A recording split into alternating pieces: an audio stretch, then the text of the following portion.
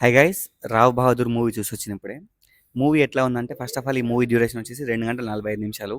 So, purely engagement పర్స్‌పెక్టివ్‌లో చూస్తే movie మనల్ని entertain చేస్తుందా అంటే ఒక 1 అవర్ ఏమో పర్లేదు కొంచెం ఎంగేజింగ్‌గానే ఉంది. బట్ ఇంకొక 1 అవర్ వచ్చేసి కొంచెం కన్‌ఫ్యూజింగ్‌గా అర్థం కాకుండా మూవీ అయిపోయేసరికి అసలు ఏం చెప్దాం అనుకుంటారో అది క్లారిటీ లేకపోయింది. సో, దానివల్ల చాలా సీన్స్ వస్తున్నా గానీ సీన్స్ చాలా ఇంట్రెస్టింగ్ ఉంటున్నా కొంచెం డిఫరెంట్ వరల్డ్ బిల్డింగ్ అన్నీ ఉన్నా గానీ ఎట్ ద ఎండ్ ఆ సీన్ అయిపోయిన తర్వాత ఓకే. ఈ సీన్ రిలవెన్స్ ఏంట్రా అంటే ఐయామ్ కన్‌ఫ్యూజ్డ్. అర్థం కావట్లేదు. ఇది అందరికి ఎక్కుతదా అంటే ఐ డోంట్ థింక్ సో. అందరికి ఎక్కదు. దట్ టూ ఫస్ట్ వాచ్‌లో అర్థమైపోతది అంటే I don't think so. First వాచ్‌లో ఈ మూవీ అర్థమైపోతదని నేను అనుకోవట్లేదు. ఈ ఎంగేజ్‌మెంట్ అనే ఒక పర్స్పెక్టివ్‌లో ఆలోచిస్తే మూవీ మాత్రం కొంచెం డిసప్పాయింట్ చేసింది. వెంకటేష్ మహా డిసప్పాయింట్ చేసిండు. బట్ ఇంకా సెకండ్ యాస్పెక్ట్ లైక్ మూవీని మూవీలాగా చూస్తే ఈ వరల్డ్ బిల్డింగ్ గానీ, లేదంటే కాస్ట్యూమ్స్ గానీ, సినిమాటోగ్రఫీ గానీ, పర్ఫార్మెన్స్ గానీ, మ్యూజిక్ గానీ, ఈచ్ అండ్ ఎవ్రీ డిపార్ట్‌మెంట్ 24 డిపార్ట్‌మెంట్స్‌లో ఎక్సెప్ట్ స్టోరీ కొంచెం పక్కన పెడితే మిగతా అన్ని డిపార్ట్‌మెంట్స్‌లో మూవీ 100కి 100 న్యాయం చేసింది. Satyadev brilliant performance. నాకు తెలిసి the best performance till date. Satyadev ఒక్కడే కాదు, హీరోయిన్ పర్ఫార్మెన్స్ అయినా, వాళ్ళ పని మనిషి గానీ, లేదంటే డాక్టర్ గానీ, ఆచార్య అని చెప్పి అందరి పర్ఫార్మెన్స్‌లు బాగున్నాయి. ఎవరి వంక బెట్టింగ్ లేదు. పర్ఫార్మెన్స్‌ల కోసం మాత్రమే ఎళ్ళొచ్చు. సెకండ్ థింగ్ వచ్చేసి ఇంకా మూవీలో చాలా అంటే చాలా లేయర్స్ ఉన్నాయి. అసలు ఈ మూవీ అనేది ఒక నిజం అనే కాన్సెప్ట్ పైన నడుస్తా ఉంటది. అసలు నిజం ఏంటి? ఆయనకు ఒక అనుమానం వస్తది. అనుమానం పెనుభూతం అని చెప్పి. ఆ అనుమానం అనేది ఆయనను ఆల్మోస్ట్ ఒక 10 ఇయర్స్ హాంట్ చేస్తా ఉంటది.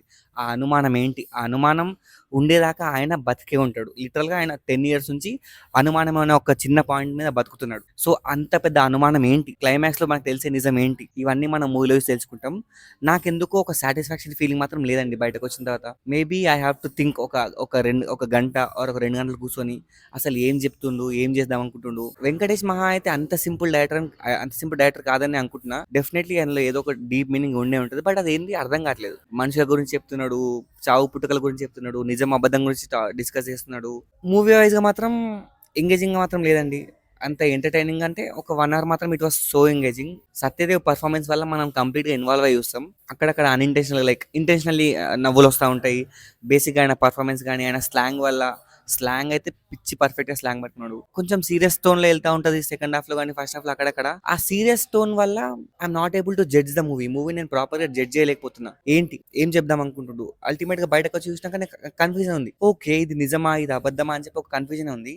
మూవీ థీమ్ ఏంటి? ఈ ప్రపంచం దేని చుట్టూ తిరుగుతుంది? నిజం చుట్టా? అబద్ధం చుట్టా? అసలు what is the main course అని చెప్పి ఐయామ్ కన్‌ఫ్యూజ్డ్. నాకే కాదు చాలా మందికి ఎస్పెషల్లీ మాస్ ఆడియన్స్‌కి అయితే this is not the film అండి. ఇది వాళ్ళకైతే ఎక్కదని చెప్పి నా గట్ ఫీలింగ్. ఎక్కితే మాత్రం గ్రేటే. ఎక్కితే మాత్రం చాలా గ్రేటే. కొంచెం మైండ్ పెట్టి ఆలోచించి ఇంటికెళ్ళి కూర్చొని అసలు ఏముంది సినిమా అని చెప్పి రీకాల్ చేసుకుంటా ఉంటే, లేదు సెకండ్ టైమ్ వాచ్ చేస్తే అప్పుడు ఇంకా బాగా అర్థమవుతదని చెప్పి నా ఫీలింగ్. మూవీ స్టార్ట్ అయిన దగ్గర నుంచి ఎండ్ అయ్యే వరకు ఎక్కడ కూడా ఒక ఫాస్ట్ పేసింగ్ గాని, ఒక గ్రిప్పింగ్ ఫీల్ ప్లే గాని ఉండదు. ప్రతిదీ చాలా స్లోగా వెళ్తా ఉంటది. దేర్ ఇస్ అన్అవాయిడబుల్ లాగ్ అండి. లాగ్ అని చెప్పలేము కానీ ద స్టోరీ ఇట్ సెల్ఫ్ కొంచెం స్లోగా ఉంటది. ఒక్కసారి మూవీ అయిపోయినాక ఆలోచిస్తే అరే జస్ట్ ఇది ఇంత చిన్న పని చేస్తే అయిపోతది కదా! వాడి పెళ్ళైనప్పుడే ఈ ఒక్క పని చేసుంటే అయిపోతదిగా అనే ఒక ఫీలింగ్ వచ్చింది. మూవీ అనేది ఒక డిఫరెంట్ డైరెక్షన్‌లో వెళ్ళిపోతది. స్క్రీన్ ప్లే ఒక డిఫరెంట్ డైరెక్షన్ తీసుకుంటుంది. Front and back past present cut అవుతా ఉంటది. సో, దీనివల్ల మాస్ ఆడియన్స్ గాని, బీసీ సెంటర్స్ గాని ఎంత ఎక్కుతది. బికాస్ ఓన్లీ ఏ సెంటర్ చూస్తే సినిమా హిట్ అయిపోతుంటే నేను నమ్మ. అందరూ చూడాలి, అందరికి అర్థం కావాలి. కొంచెం టైం పడతది. ఇది ఓవర్ ద టైమ్ అందరికి నచ్చే సినిమా అయితదని చెప్పి నా గట్ ఫీలింగ్. సో, ఇది గైస్ నా video on 'Rao Bahadur'. Movie చూసిన వాళ్ళు మాత్రమే కింద కామెంట్ చేయండి.